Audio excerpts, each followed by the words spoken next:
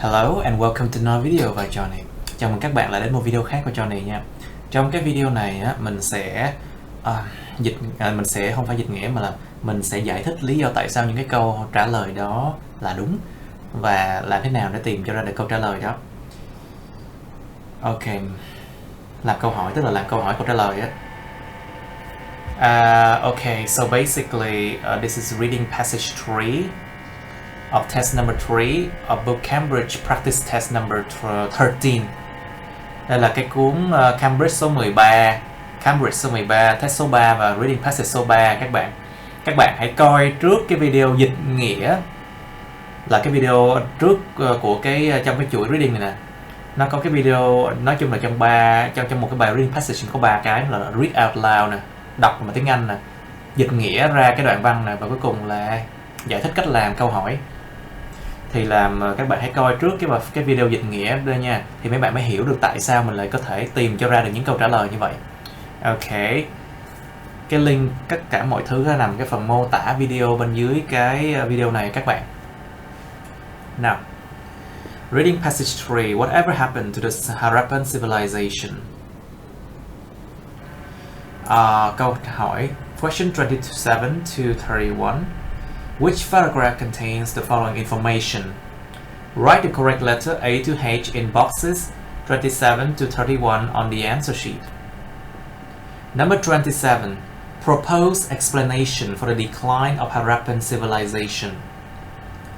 Tức là 27 là gì? Những cái giải thích về những cái giải thích mà được đưa ra về cái sự suy thoái của cái nền văn minh Harappan. Thì các bạn chọn là đoạn nào có chứa cái thông tin đó. 27 đáp án đúng là đoạn C. Đâu rồi? Đó các bạn nhìn là đó. Some have claimed that major glacier-fed rivers changed their course, sông đổi dòng nè, dramatically affecting the water supply and agriculture, nó ảnh hưởng đến nguồn nước và nông nghiệp nè. Or that the city could not cope with an increasing population, they exhaust their resource base, the trading economy broke down, they succumbed to invasion and conflicts. And climate change, đó tất cả những cái nguyên do đó có thể explanation cho cái sự giảm sút của Harappan civilization, you know. It's explained for the decline of Harappan civilizations. Okay, 28. Reference to a present-day application of some archaeological research findings. Reference to a present-day application of some archaeological research findings. Đề cập đến một cái ứng dụng ngày nay của một trong những cái findings, một trong những cái tìm ra được trong nghiên cứu về khảo cổ. Thì đáp án đúng là đoạn H, là H. The answer is H. Why? Present day application, archaeological research findings. Okay. By investigating responses to environmental pressure and threats, we can learn from the past. There you go. We can learn from the past to engage with the public and the relevant governmental and administrative bodies to be more productive in issues such as management and administration of water supply, balance of something, blah blah blah. Okay, so basically this is present day applications of some archaeological research findings. Means like you learn from what happened in the past, how they deal with the climate change, and then you can help with present day issues. Tức là sao? Trong cái đoạn khác này nó nói về những cái việc mà bằng việc quan sát và nghiên cứu về những cái sự đối mặt với lại thay đổi về môi trường và những cái hiểm họa trong quá khứ á, thì mình có học từ những người trong quá khứ để có thể học được cách mà đối đầu với những cái chuyện xảy ra y chang như vậy trong hiện tại. Đó là một đống những cái mà nó nêu lên là H. 29. The difference between the Harappan civilization and other culture of the same period. Sự khác nhau giữa cái nền văn minh Harappan và những cái nền văn minh khác của cùng cái thời đó. Thì 29 nó nói là đáp án A. Tại vì sao? A. 29 is A. In paragraph A, what's the difference? So you can see here, the difference between the Harappan civilization is that yet seem to have left almost no depiction of themselves. It means they don't leave any kind of image or any kind of carving on the rocks or any kind of things to people to remember them. But the lack of self-imagery at the time when the Egyptians were carving and painting the representation of themselves over their temples is only part of mystery. That is the difference between the Harappans and the other civilizations. Đó, tức là cái người Harappan thì thay vì là họ vẽ khắc lên đá hay là thể hiện những cái sinh hoạt hàng ngày của họ thì họ không làm gì. Đó là cái sự khác biệt lớn nhất của cái Harappan civilization và những nền văn minh khác cùng thời. Ok, 30. A description of some features of Harappan urban design. Một cái sự miêu tả của một số những tính chất về cái thiết kế đô thị của người Harappan. Thiết kế đô thị. So 30, it's B. Nói lên, okay, 30, description. So what describe the design of urban? Okay, let's look at this one. Cities were built that has great baths, craft workshops, palaces, and halls laid out in distinct sectors. That's the first one. Houses were arranged in blocks and wide main street and narrower alleyways, and many has their own wells and their drainage system. That's the description. Okay, đó là cái điều mô tả đó. Nhà cửa thì có cái gì? Có giếng, có workshop, có bath, có đủ thứ. Okay, description. 31. Reference to the discovery of the arrows made by previous archaeologists. Những cái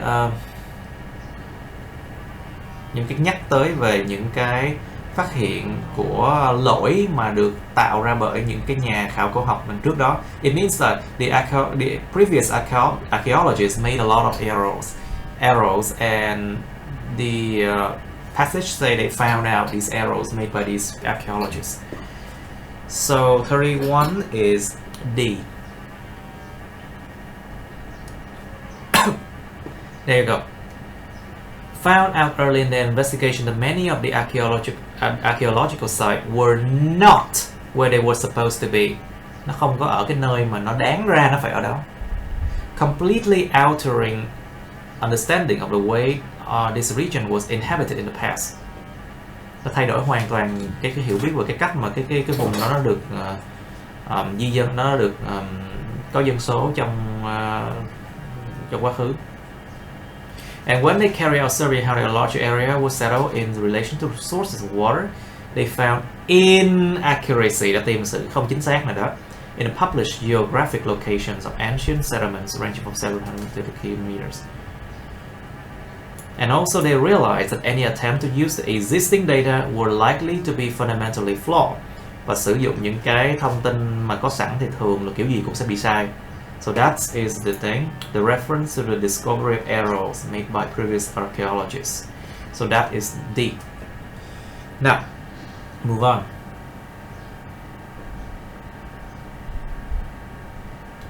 So now we move on to question 32 to 36. Choose one word only. Sometimes it can be annoying. One word only from the passage for each answer. Passage for each answer. Now, looking at evidence of climatic change, and they talk about Yama Dixit and David Hodel. So where should we look at then? Find a name. Okay, there you go. Yama Dixit and David Hodel. There you go. This is passage E. Have found a first definitive climate change, evidence of climate change affecting the plain of northwestern India 1,000 years ago. By collecting the something of snail and analyzing them. They discover evidence of, okay, by collecting the something of snails. Look for that. There you go, shells of snail, there you go.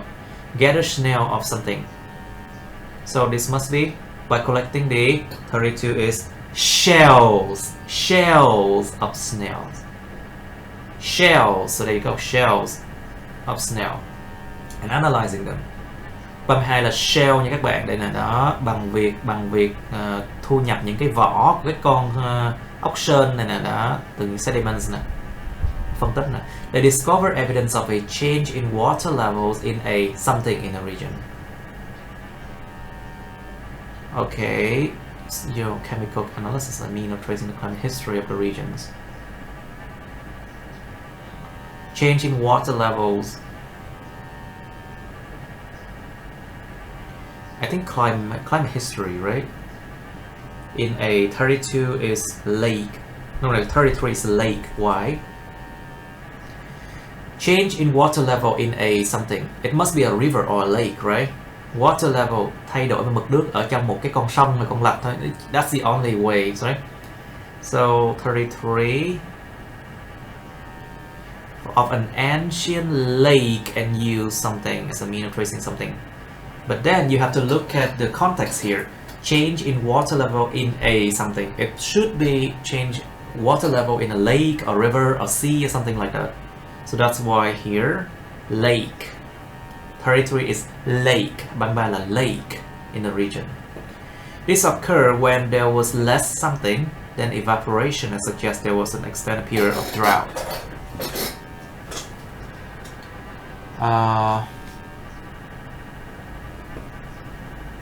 They say we observed there was an abrupt change about 4,100 years ago when the amount of evaporation, there you go, evaporation on the lake exceeded the rainfall.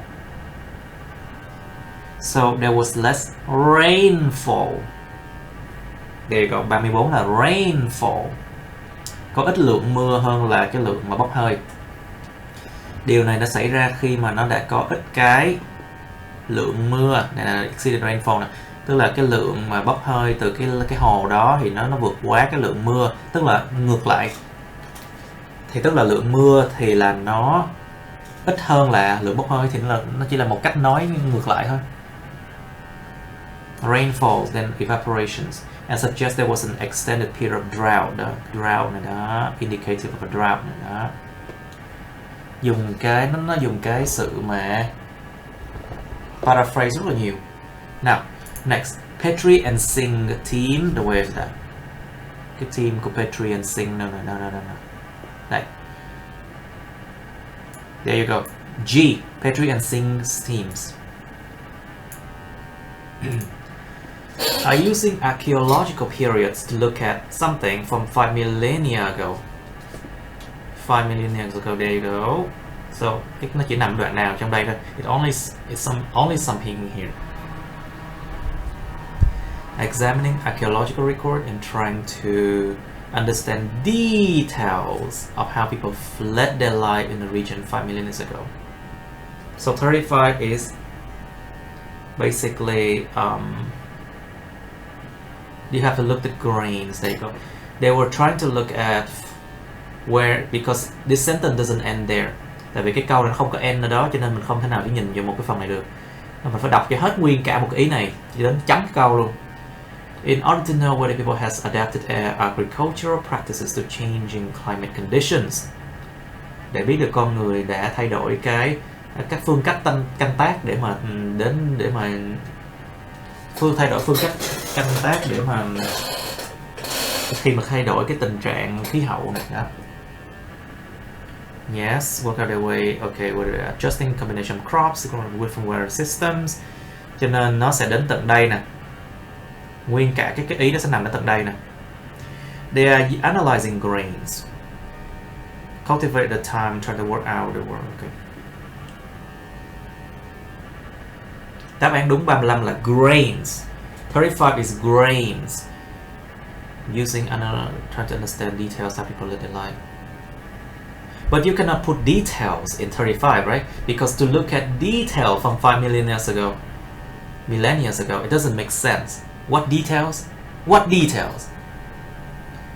Mình không thể nào ghi vô 35 là details được nếu mà mình chỉ coi cái câu đầu tiên này nè. Tại vì sao? Nó không có make sense, nó không có ý nghĩa gì cả. Tại vì nếu mà detail ở đây thì nó nghĩa là cái đội của ông ta đang dùng những cái thu thập thông tin về những thông tin thu thập được từ khảo cổ để nhìn vào những cái chi tiết từ năm thiên niên kỷ trước. Chi tiết là sao? Chi tiết về cái gì mới được chứ, you know? Cho nên đó là lý do tại sao chi tiết nó, cái chữ detail nó không được chấp nhận. That's why detail is not allowed in here. So you have to read further They're analyzing grains. There you go. To look at means to analyze something. To look at is nearly the same as to analyze something. Cái từ mà to look at cái gì đó, nhìn vào cái gì đó và nó đồng nghĩa với chuyện phân tích. Thì là phân tích cái grains là những cái loại hạt, các loại hạt ngũ cốc. Nè, there you go. That's why 35 is grains. Oh my god, this is hard. They are also examining objects, including họ cũng examining objects. Họ cũng quan sát và họ cũng quan sát phân tích những cái đồ vật bao gồm cái gì đó. So as to find out about the link between inhabitants of different parts of the region and whether this change over time. So we can look again here. They also look at whether the type of pottery used. Number 36 is pottery.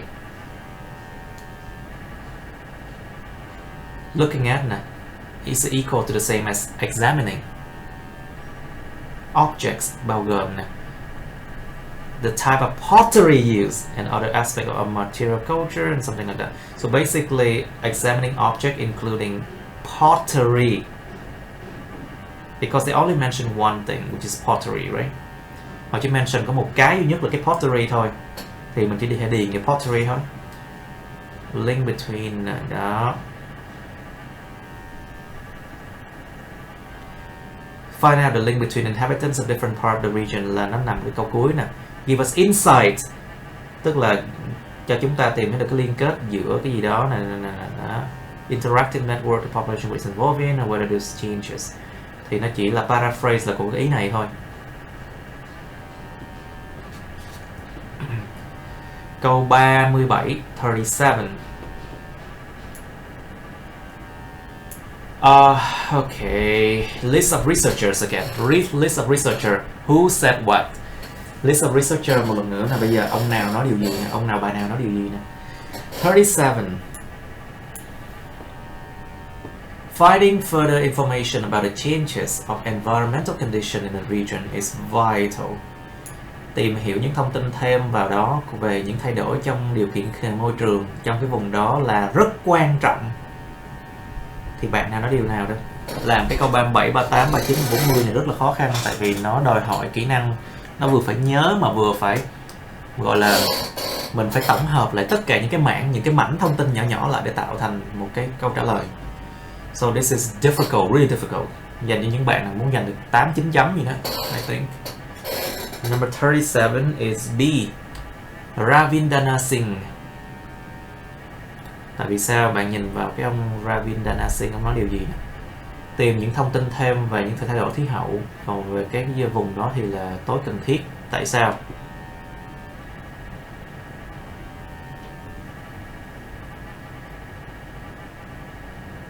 Let's look at that one, Ravindana Singh. What did it say? Nó nằm nặng D. It's in the D, I think.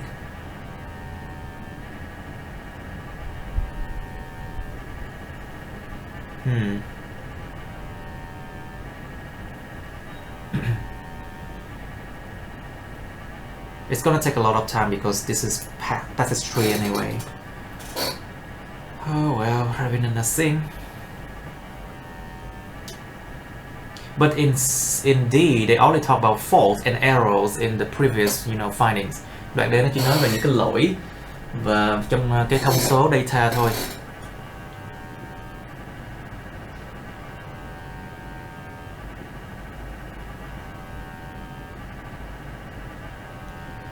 Nè, nó nói một đoạn cuối nè. Over the course of several seasons of fieldwork, they carry out new survey, finding an astonishing 198 settlement sites that were previously unknown. So it means that if they didn't do that, they would never be able to find the unknown settlement site, right? But it's not related to 37. Nhưng nó không liên quan đến 37. Tại vì nó là 37 là tìm những thông tin thêm về những sự thay đổi về môi trường, chứ không bây giờ nhắm vào sự thay đổi môi trường trong cái vùng đó thì là vital. Nó nằm ở đâu? Well, let's look at it again. Ravindana Singh này đó. Singh.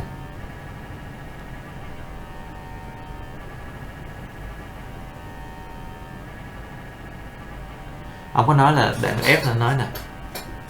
Considering the vast area of the Harappan civilization and its variable weather system, explain Singh nè, đó ông Singh nè. It's essential that we obtain more climate data from area close to two great cities as Mohenjo-daro and Harappa and also the Indian Punjab. Nó rất là vital đồng nghĩa với lại vital đồng nghĩa với essential. Vital is the same as essential, so finding more climate data. There you go. Further information is the same thing. Đó, đồng nghĩa thôi. Or changes in environmental conditions. It means like climate data.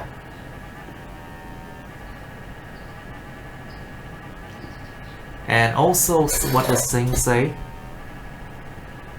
Singh, G. Singh also say that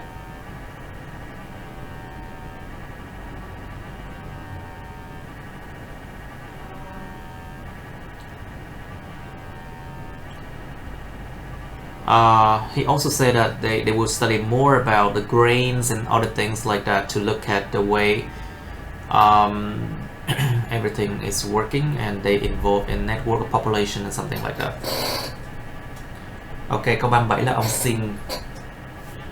38. Examining previous patterns of behavior may have long-term benefits. 38. Examining, like to look at previous pattern of behavior may have long-term benefits. Nhìn vào những cái cách mà biểu hiện trước đây sẽ có những cái ích lợi về lâu dài. Thì 38 là đoạn A, là câu A là Cameroon Petri.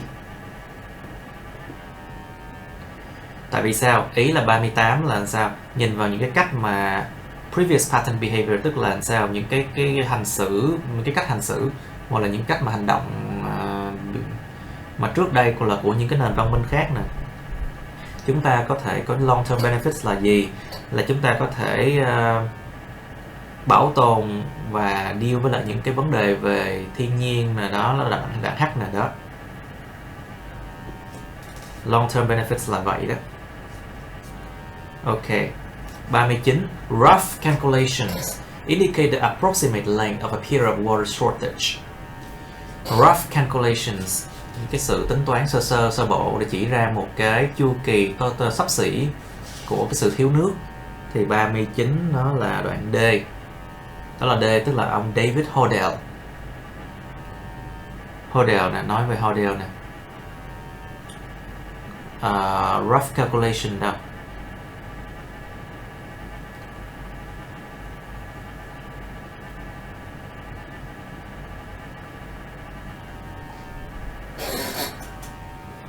Yeah, Hodel adds, we estimate that the weakening of the Indian summer monsoon, estimate is the same as the rough calculation something. Chúng ta tiên lượng là, thì rough calculation nó cũng gần nghĩa tiên lượng. The weakening of Indian summer monsoon climate lasted about 200 years before recovering to the previous condition which we still see today. Tức là tiên lượng là cái thời gian thấp xỉ của cái phần thiếu nước là 200 năm nè đó. Sau đó nó mới recover, sau đó nó mới hoàn trả lại cái tình trạng trước đó. Ok. So nên ông Hodel này. The third 40. Information about a decline of the Harappan civilization has been lacking. Những thông tin về cái sự sụt giảm của nền văn minh Harappan đã là thiếu hụt. Thì là đoạn A có nói là Cameroon Petri có nói nè. Mình nhớ hình như sụt giảm là đoạn A luôn. Cameroon Petri.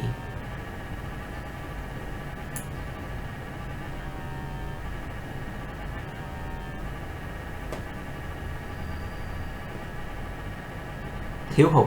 So lacking, look at the lacking. Why is the declines lacking here? Look at why it's like Petri. Cameroon Petri.